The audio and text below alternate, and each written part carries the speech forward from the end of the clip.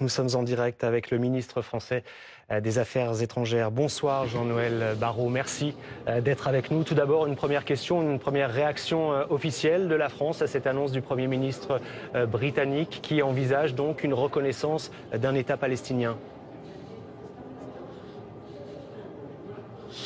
Le Royaume-Uni se joint à l'élan créé par la France, par la décision capitale du président de la République.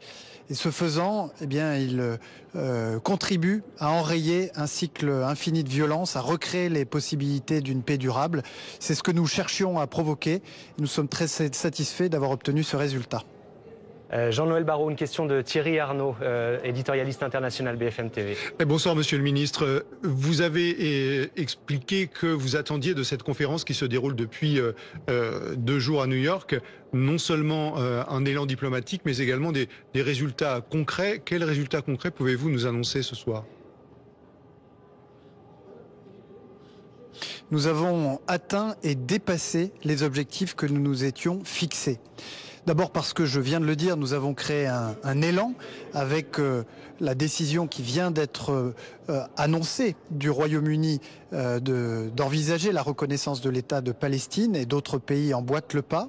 Et d'autre part parce que nous avons obtenu de la part des pays arabes, pour la première fois, des engagements très forts. La dénonciation des crimes du Hamas, l'appel à son désarmement, à son exclusion de toute forme de participation à l'avenir de Gaza et de la Palestine, mais aussi leur aspiration à établir des relations normales avec Israël et de s'insérer aux côtés d'Israël et du futur État de Palestine dans une organisation régionale.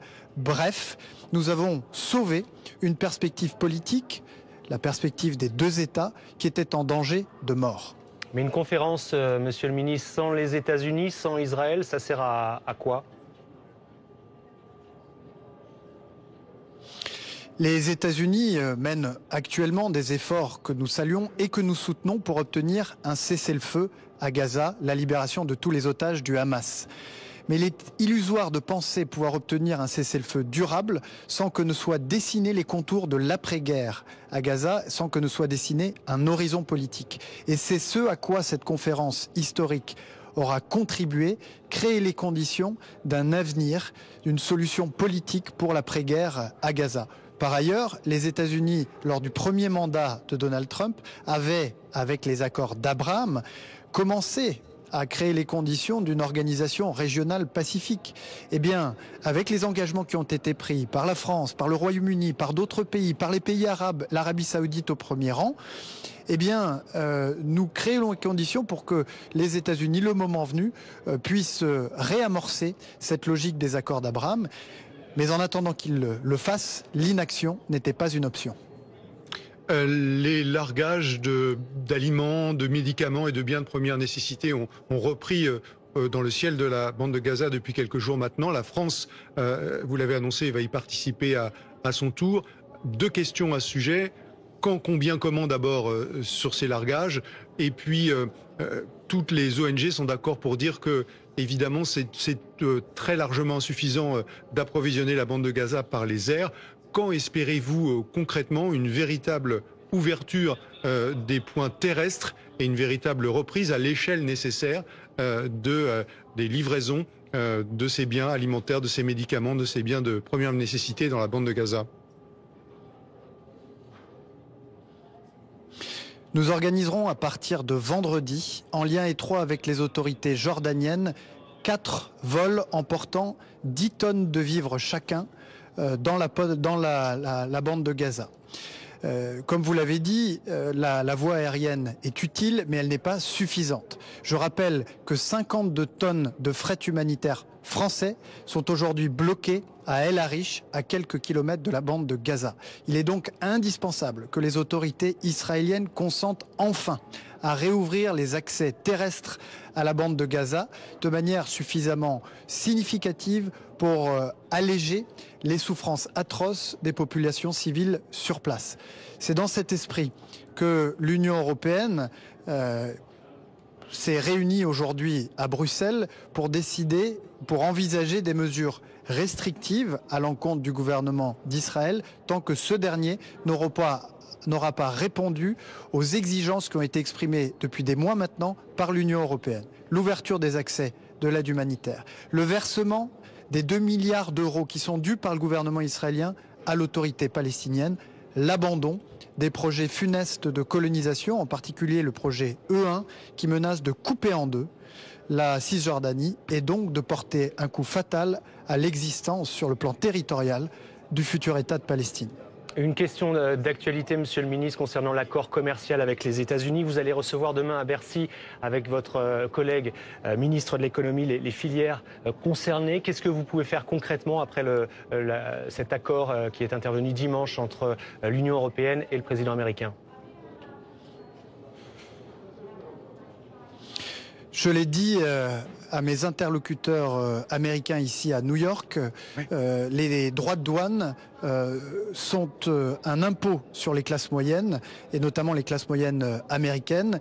Et l'unilatéralisme en matière commerciale nous appauvrira de part et d'autre de l'Atlantique. S'agissant des discussions qui ont eu lieu, elles devront être réajustées pour tenir compte, évidemment, de l'excédent considérable du commerce entre les États-Unis et l'Europe en matière de services numériques ou de services financiers. Il faudra parvenir à un accord qui puisse être équilibré. À l'occasion de son voyage en Écosse, le président américain Donald Trump a annoncé qu'il raccourcissait à 10 à 12 jours à partir d'aujourd'hui l'ultimatum lancé à la Russie, c'est-à-dire la date à partir de laquelle s'appliqueront à la Russie et aux pays qui lui achètent du pétrole une série de sanctions et de tarifs douaniers de 100%. Est-ce que vous vous réjouissez de cette évolution de la position américaine et dans l'hypothèse que tout le monde considère comme acquise qu'il n'y aura pas d'accord de paix d'ici là, êtes-vous confiant dans le fait que ces sanctions seront mises à exécution et qu'elles auront un effet positif sur la suite de ce conflit? Je salue la position prise par le président Trump. Je ne suis pas surpris, puisqu'il suffit de se pencher sur ce qui s'est passé en Ukraine la nuit dernière encore, avec un déluge de fer, de feu, qui a fait plusieurs dizaines de morts en Ukraine, pour s'apercevoir que Vladimir Poutine n'a aucune intention de cesser le feu, aucune intention de négocier une paix durable en Ukraine. Il faut donc l'y contraindre. C'est ce que nous avons décidé de faire il y a 2 semaines au niveau européen, en adoptant le paquet de sanctions le plus lourd depuis 2022, qui, pour la première fois, s'attache à asphyxier les ressources pétrolières bénéficiant à la Russie en provenance de pays tiers. Je souhaite que le président Trump puisse, dans 12 jours, constatant que Vladimir Poutine poursuit sa guerre meurtrière et coloniale en Ukraine, emboîter le pas de l'Union européenne et appliquer à son tour des sanctions massives, seules susceptibles d'alourdir suffisamment le coût de la guerre pour Vladimir Poutine, afin qu'il change de position et qu'il consente enfin à un cessez-le-feu. Merci beaucoup Jean-Noël Barrot d'être intervenu en direct depuis New York, donc sur BFM TV, alors que se referme ce sommet à l'ONU sur une solution à 2 États pour le Proche-Orient.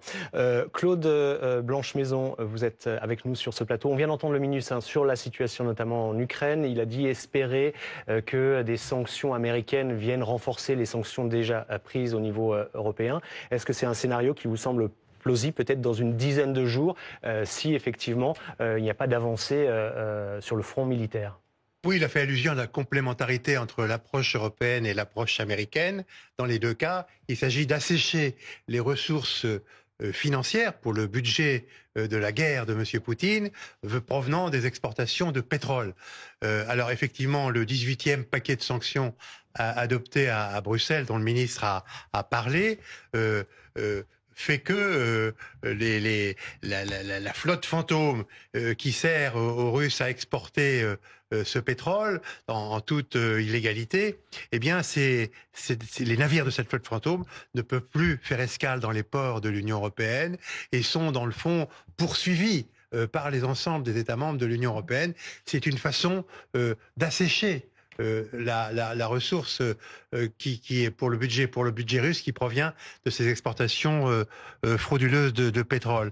Et effectivement, les droits de douane importants que le président Trump mettra probablement en œuvre le 12e jour de la durée qu'il a fixée, eh bien, aboutiront au même résultat, parce que la Chine et l'Inde, qui sont des acheteurs importants de pétrole, à prix d'ailleurs cassé, probablement réfléchiront à deux fois et feront tout pour éviter de subir ces sanctions secondaires de la part du gouvernement américain. Donc il y a une complémentarité et je crois une bonne coordination. L'autre élément étant bien entendu le volet actif, c'est-à-dire fournir des armes défensives et offensives à l'Ukraine pour lui permettre de se défendre.